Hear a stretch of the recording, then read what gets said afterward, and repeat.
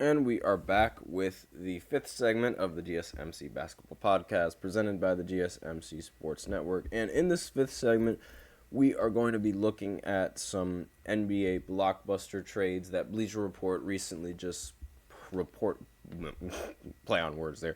Bleacher Report recently just posted out there on in an article online on Safari that I'm looking at right now. So this was posted by, let me see, Grant Hughes on literally today. It doesn't say what time it was posted on, but it does say it was posted today. So we're just going to go ahead and see some of these blockbuster trades that they have in store. Now, the first one is very, very odd.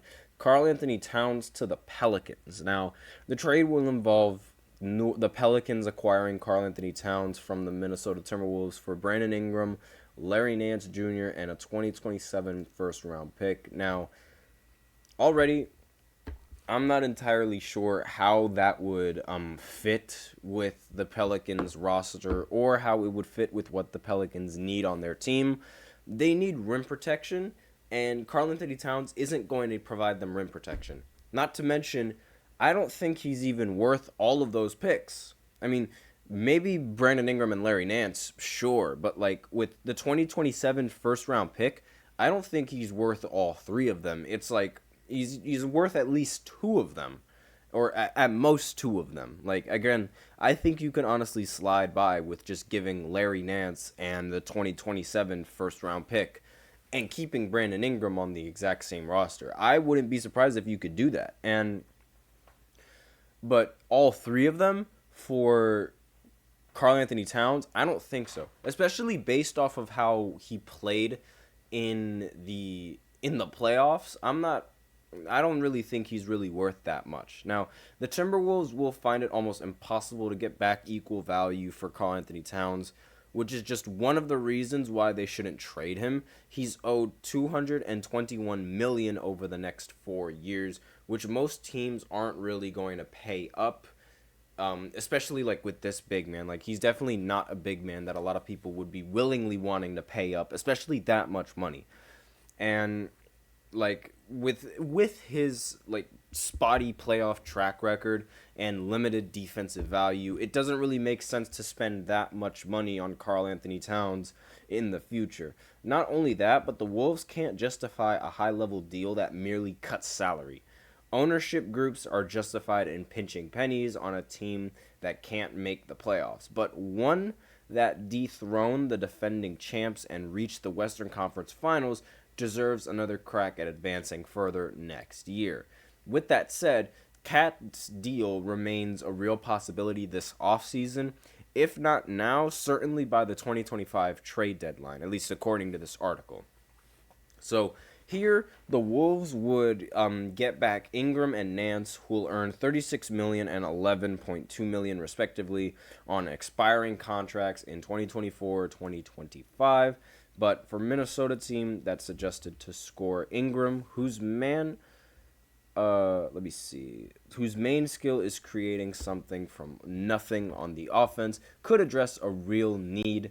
Ingram could start between Jaden McDaniels and Anthony Edwards, but I feel like I don't really think none of this would work. I genuinely don't really like how this trade is going to come out, because at the end of the day, I always said that like the Pelicans, all they really need is a primary rim protector and some sort of primary defender that the team can rely on to get stops, because they have a few, but they don't really have like that main rim protector on that team. And I feel like that's what they need in order to be successful and be a really good team in this Western Conference. Now, according to Awesomer Kids, at least, again, I don't, forgive me if I mess up that name, Cat should not be traded, especially to a conference team that is trying to compete. Makes zero sense in my opinion. I mean, we have no idea how these teams want to work. So maybe this could be a trade that they're looking at, especially like maybe the Timberwolves are looking to get rid of Karl Anthony Towns. We have no idea what's going on in the locker room. We have no idea what's going on behind the scenes. So I don't really put up anything especially since the Warriors signed Kevin Durant, I think anything is possible with free agency, and so if there's a scenario that could be thrown out there, why not believe in it? And it's I might not agree with it, but I'm not going to like say that it's not a possibility. Not just because I just don't agree with it, because I think that's a little bit shallow. And I mean, it also, Kevin Durant leaving the Thunder to go to Golden State, it really just shocked me. Like, I genuinely did not know that move could have been possible in my entire life, but it was. So next, we move on to a potential trade between the Jazz and the Thunder. The Thunder will acquire Lauri Markkanen from the Jazz for Josh Giddey, Kaysen Wallace, and 3 future first-round picks. Now, again, I think that's just a lot giving up for. I think that's a lot to give up for Lauri Markkanen. But I feel like maybe, like, again, like, I just feel like that's just too much. But a Lauri Markkanen trade, like, to go to the Thunder, I really feel like that is a pretty good fit. I mean, they would have a relatively young power forward that is a relatively good shooter, and he would be a pretty good pairing with Shai, in my opinion. And I just think it would be a very good fit overall, a little bit better than the other Australian on the team that I just don't want to say his name again. You already heard me say his name. Whenever the prospect of OKC adding a star arises, everyone jumps right to long-term payroll concerns, which, way to keep it fun. And that's like, it happens all the time. Every single time they somebody brings up, bringing up a huge star, it's always, everyone thinks it's going to be long term, but it might not necessarily have to be long term. It's true that Shai is already on a max deal and can add years to his current agreement as soon as the 2025 off-season, right when Jalen Williams and Chet Holmgren become eligible for their own extensions. Add a market rate extension for Markkanen, and the Thunder would get prohibitively more expensive. And here's the thing. OKC was going to have to pay up in trade assets and then actual dollars to improve its roster. There's no getting around it, and the Thunder's best opportunity to swing big is right now. So their best chances of getting a huge pick, or getting a good player coming out of the picks that they have, is going to be now or never.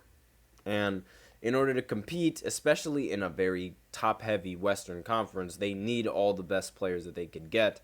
And considering how, Giddey, he didn't really play well in the postseason, getting rid of him might be the best option that they have if they want to compete. So that's a trade that I really think could happen. A trade that I am not for happening, and I don't want to happen, and I don't want to see ever again, is this Bleacher Report trade where the Golden State Warriors could get Kevin Durant again from Phoenix for Andrew Wiggins, Jonathan Kuminga, Kevin Looney, and a 2025 first-round pick. I can't believe that is even a consideration, and I want it discarded.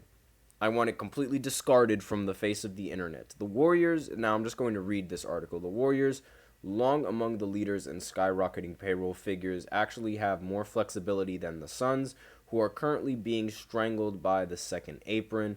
What's more, the Dubs might have more win-now urgency than Phoenix because of the 2 years remaining on Steph Curry's contract. The deal would give the Suns immediate 3-and-D help for Wiggins, a cheaper alternative to Jusuf Nurkic at center, a potential star in Kuminga, cash savings, and actual draft equity, all for a player entering his 36th season. Phoenix has shown no inclination to diversify, instead opting to build its team around stars and hoping to figure out the rest later. That approach didn't work out so well this last season, and Durant always feels he's a few disgruntled weeks away from his next trade demand. So, I mean, granted, seeing the team in action is just, again, like, that big four is just going to give me nightmares. Just I don't care that they are, like, a little bit older than they previously were. That team is going to give me nightmares. And I also don't really think that that team is going to work now, considering Draymond Green's relationship with Kevin Durant and how, Draymond was sort of the big reason as to why Kevin Durant ended up deciding to leave, because he was being a little bit disrespectful to Kevin Durant, saying like, "Oh, we won before you, we can win without you, so it's fine, you can get out of here."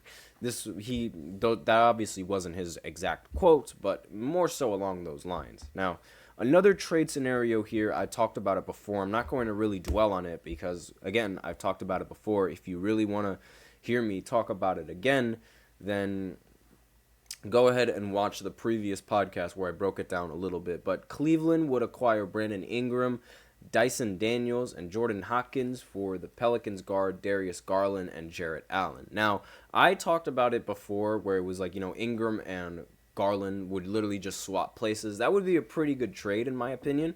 But now that they added Jarrett Allen to this group, I actually think it's a little bit of a better trade because they would get that rim protector that they would desperately need, along with that playmaking point guard that they would need. And I honestly think that that would put them in a very good spot to contend with that roster that they have. Granted, they would have to see if,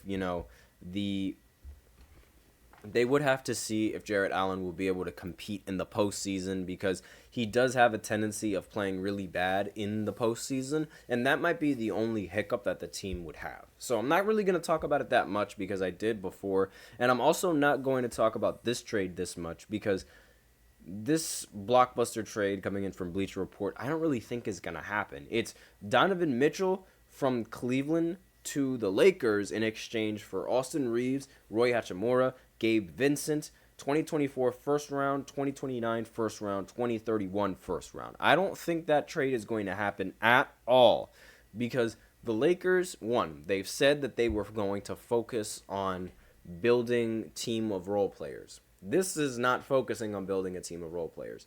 Two, that is way too much to give up for Donovan Mitchell. That is ridiculous, and I understand they're at a win now, but they're going to lose a lot of depth. Granted, these players, Austin Reeves and Gabe Vincent, they aren't really, I don't really think they're all that, but it's the picks they're going to end up losing in the future. They're going to cripple themselves, for a very long time if they do not win now. So, I think it's a way too high risk, not enough reward in this trade. So, don't do it. That's a bad trade. Bad one. So, the only really good trades that I have, that I had on there was, the Brandon Ingram one with Darius Garland and Jarrett Allen along with the other players. That was the only good trade in the Blockbusters. So that's all I have for this fifth segment, and that is it for the show. Thank you for tuning in to the GSMC Basketball Podcast, presented by the GSMC Sports Network. Your support means a lot to us. Please remember to subscribe to the show, leave a positive review. It really does make a difference. We also invite you to follow us on Facebook, Twitter, TikTok, and Instagram for more content and updates. As usual, please remember to use the link in the description to get your comments recognized, or the link displayed below the ticker on every show segment. That is gsmcpodcast.net. Really helps the show, makes the show much more interactive between myself and you guys. That is all I have for this segment for you guys yet again. Thank you so much. I am your host, Nelson, and as always, take care. Let's